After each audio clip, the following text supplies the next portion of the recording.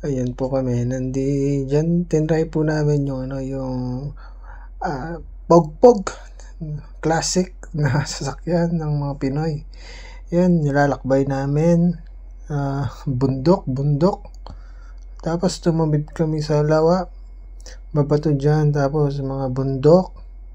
Ang ganda dyan. Ito yung talaga yung literally na adventure. Nasa 10 minutes sa yung namin dyan, biyahe. Yung pagpog dyan, kaya magsakay ng maramihan. Pero kami, 4 lang kami dyan. Kaya naman kasi malaki yung gulong ng pogpog. Pwede sa mga sa lawa. Kahit malalim, pwede. Yung motor dyan, mapapalaban. Lalo na pagka umuulan, mataas yung tubig. Pero yung enduro, yan kaya ng motor. Ilang minuto lang dyan, nandyan na kami dun sa pinupuntahan namin na falls. Isa sa pinakamagandang falls sa Dingalan, Aurora. Ito. Dinarayo talaga. Kaso pahirapan yung pagpunta dyan. Mga bundok, madadaanan mo.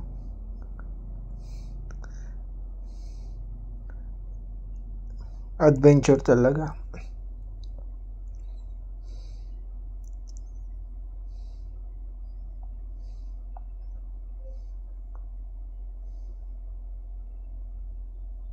Si Kuya, magmuli ng isda na kung yung bang tawag dito, yung kinukuryente nila.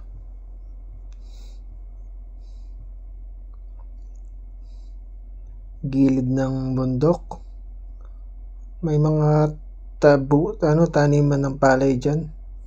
Malawak. Drone sana dyan, maganda. Kaso wala pa tayong drone.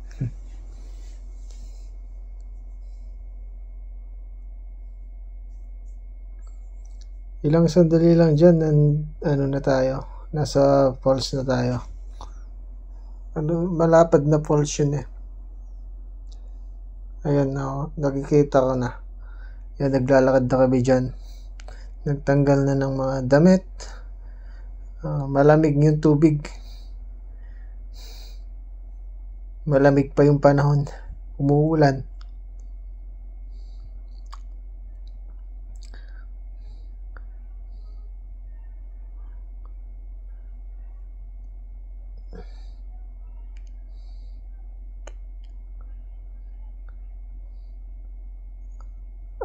Hapon na yun eh. So, kami lang yung pumunta dyan na hapon. Sabi nila pagka umaga marami dyan tao eh. Kami hapon na kami nakapunta dyan.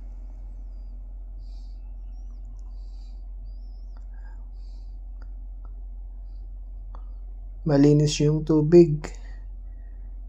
Masarap maligo. Yun lang. Salamat.